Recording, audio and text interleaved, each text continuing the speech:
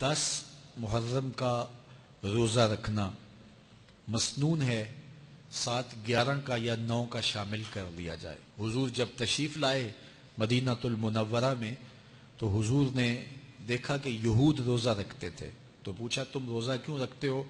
تو انہوں نے کہا کہ حضرت موسیٰ علیہ السلام کو قبطیوں سے اس دن نجات ملی تھی۔ تو فرمایا حضرت موسیٰ علیہ السلام کا حق ہمارے اوپر زیادہ ہے۔ تو حضور نے روزہ رکھا اور پھر فرمایا کہ اگلے سال اللہ نے چاہا تو ہم 7 ایک روزہ اور شامل کریں گے، تاکہ ان سے مشابہت نہ ہو جائے۔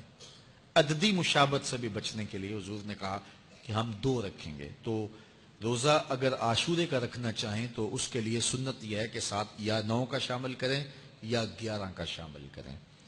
تو جو افضل ترین روزے ہیں ان میں سے عاشورے کے روزوں کا بھی شمار ہوتا ہے۔ تو اگر ممکن ہو تو جن کو اللہ نے صحت عطا کی ہے، تو آج کل اتنی شدت کی گرمی بھی باقی نہیں رہی، تو وہ یہ روزے رکھیں، ذکر و فکر کے اندر ان ایام کو گزاریں، اپنے والدین کی قبروں پر، اعزاء و اقرباء کی قبروں پر ہر جمعے کو جانا چاہیے۔ اس کے علاوہ بھی جب موقع ملے، یہ رواج جو پیدا ہو گیا ہے کہ 9 محرم کو یا 10 محرم کو مٹی ڈالنے کے لیے وہاں قبرستان میں جایا جاتا ہے، یہ 8، 10، 15 سال سے شروع ہوا ہے، جبکہ اس کی کوئی اصل نہیں ہے۔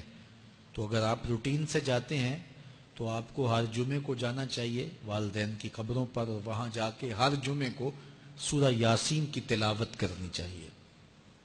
تو سال کے بعد صرف 10 محرم کو یا 9 محرم کو جانا، یہ بہرحال اس دور کی ایجاد ہے، یہ کوئی مسنون نہیں ہے اور یہ کوئی سنت نہیں ہے۔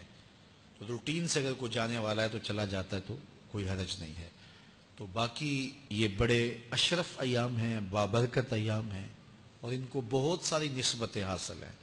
حضرت امام حسین رضی اللہ تعالی عنہ کی شہادت کے ساتھ یوم عاشور کو نسبت حاصل ہے، اور اس کے علاوہ بھی بہت سارے عالی مرتبت جو ہے وہ ہستیوں کے وصال کا دن بھی ہے، اور بہت سارے واقعات اس دن جو ہے وہ روح پذیر ہوئے ہیں۔ تو یہ اس لحاظ سے بہت ہی بابرکت اور جو ہے وہ مبارک یوم ہے۔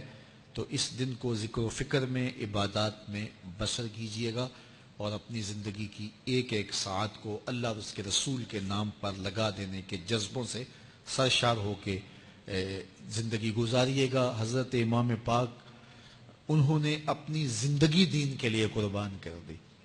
تو یہ 10 محرم ہمیں سبق دیتا ہے، اور ہم اس دن عہد کرتے ہیں اگر انہوں نے اپنے بچے بھی قربان کر دیے اور اپنی اولادیں بھی بھوک اور پیاس میں قربان کر دیں، تو ہم بھی یہ عزم کریں اس دن کہ ہم اپنی ساری زندگی حضور کے نام لگائیں گے، حضور کے دین کے نام لگائیں گے۔